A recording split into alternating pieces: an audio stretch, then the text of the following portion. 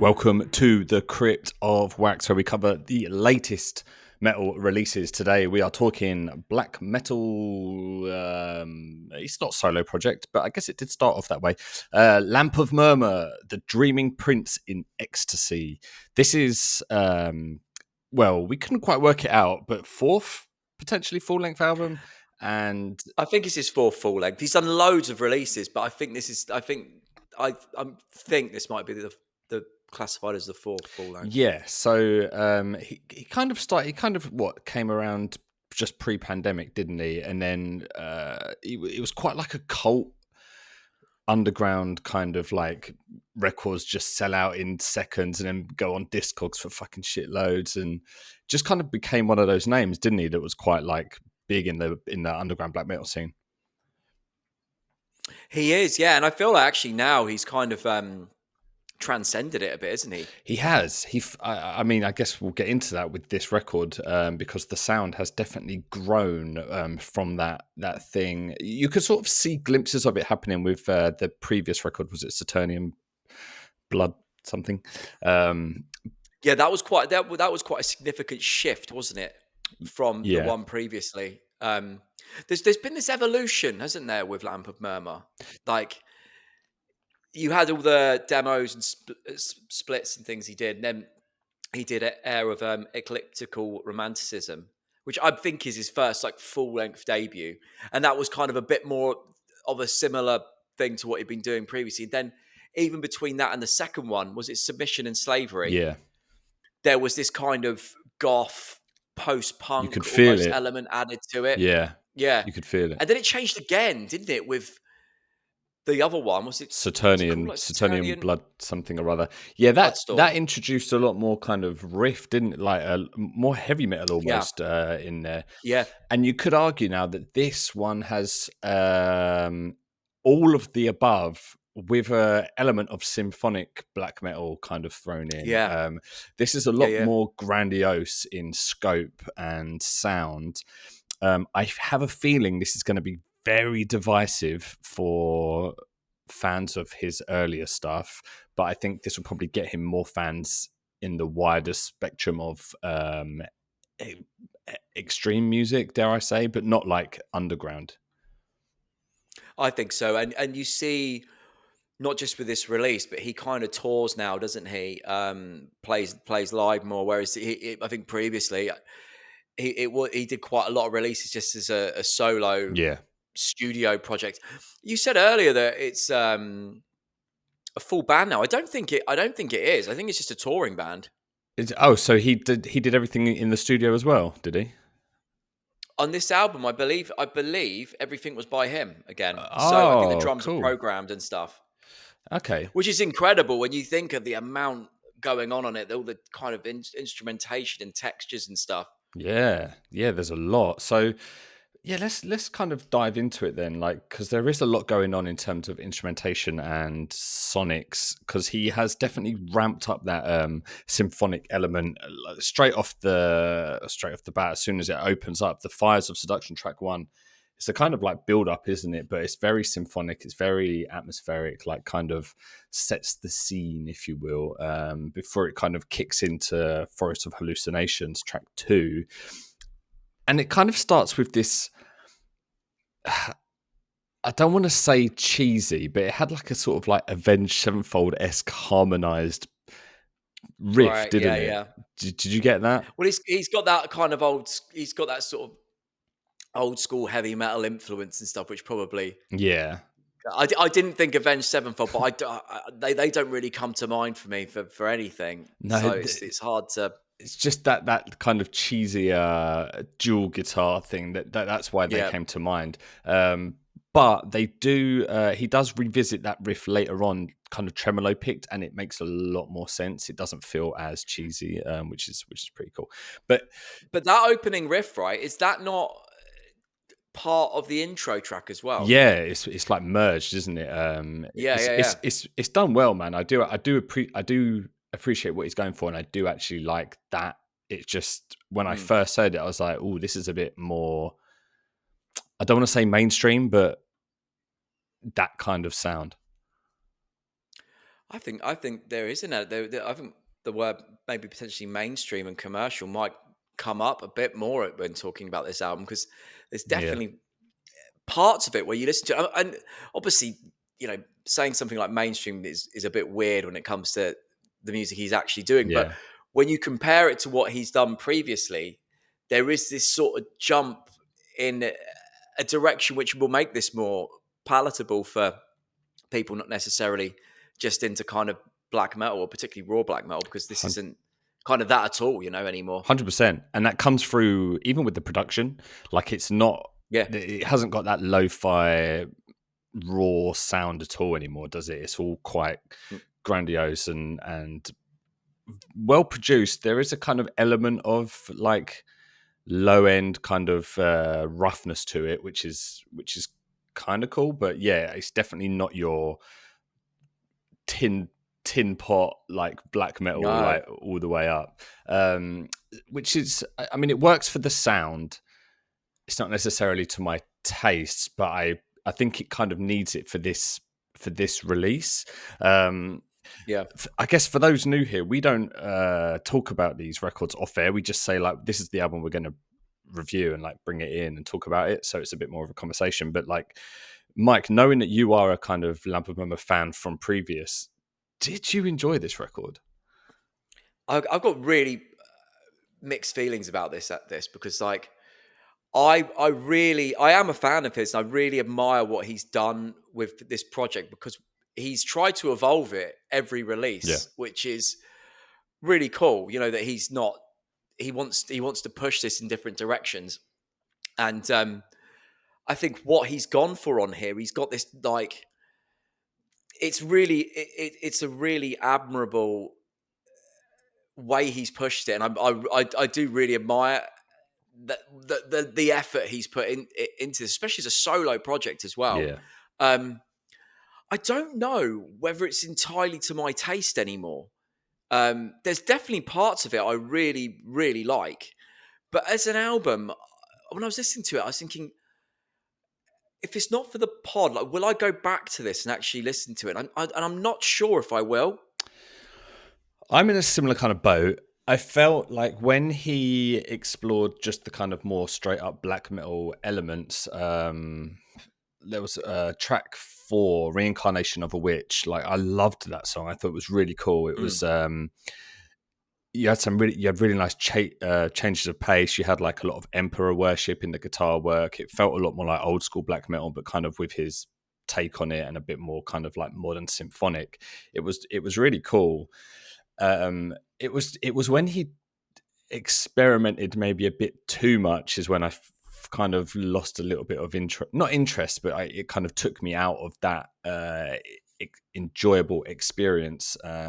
One track that was divisive as hell for me was Hate Gate, because track 3, like it was so good up until a point where it wasn't, because he started singing and there were so many melodies trying to exist within that like moment of him singing that it all sounded a bit out of key. There was like, it was too much competing going on. yeah. Luckily it was a short amount and at the end, but like the first half of that song was like incredible. Like it was really well done. Well, I was going to say the I mean, I didn't the singing of it didn't actually bother me, because that probably was my favorite song on the album, but mostly because of the heavy parts. It was really quite full on, and Yeah. in a great. I really liked it. And it was It was hit some of the best, like, riffing and stuff on the album, probably. great riffing and great use, great choice of drum beats to go with that riff. It kind of Yeah, gave yeah, it a yeah, real like power. Really enjoyed that. It was just, yeah, man, I didn't get on with that kind of singing bit at the end of that song. There is more singing throughout this record, and I think it does get better, because musically it's a bit more stripped back, so it allows the kind of that he's got this kind of like gothic new wave kind of approach to vocals, yeah. doesn't he? His singing vocals anyway, Do which you like them? I like them in parts where it is very much down that route. Like for example, hang on, let me backtrack. So like the album's almost divided into two, isn't it? You've got basically got kind of got four songs at the start that just feel quite like a bit more not basic but black metal, but a lot more in your black metal wheelhouse. Then you've got the Yeah. kind of back end, which is the kind of three-parter title track, the Dreaming Prince in Ecstasy Part 1, 2, and 3. It's almost like a little mini black metal opera, isn't it? Going on. It's Yeah. there's quite Yeah. it's very It's ambitious, isn't it? ambitious. That's the word. Yeah, very ambitious. Because each one is what, like 7 to 9 minutes long. Yeah. There's a lot of music going on, and it some of it hits really well, and some of it misses. But yeah, like that vocal, that sung vocal, he brings that in part 2, Twilight Orgasm, which is. It's not black metal at all, is it? It's almost like prog in a way. It's like weird gothic new wave prog, and it's done really well. Like it's done really well, but it's so different from what you kind of would expect. Yeah. I mean, I actually really liked his voice. It was kind of this sort of Depeche Mode, Sisters of Mercy type Yeah, thing. I thought it was really cool, and I think you're right. I mean, I think it worked best on the last song, which was just sounded like an 80s. Like, I mean, actually, can we, if we talk about this, the whole title track sort of trilogy, yeah, it's got an 80s vibe all over it, hasn't it? yeah, With it, like you got this almost 80s metal sound in places as well. yep. There's bits in part 2 which sound a bit like Bono. It's not Bono, The Edge. Sounds like The Edge from U2. It's good, you know. He's got that sort of delayed.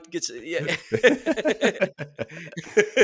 Hello, hello. He's doing a bit of that. Yeah, but it had its. There was parts of it I remember thinking that had a little bit of like a oi, oi. You could picture like that Yeah. in the background on places, and the first listen.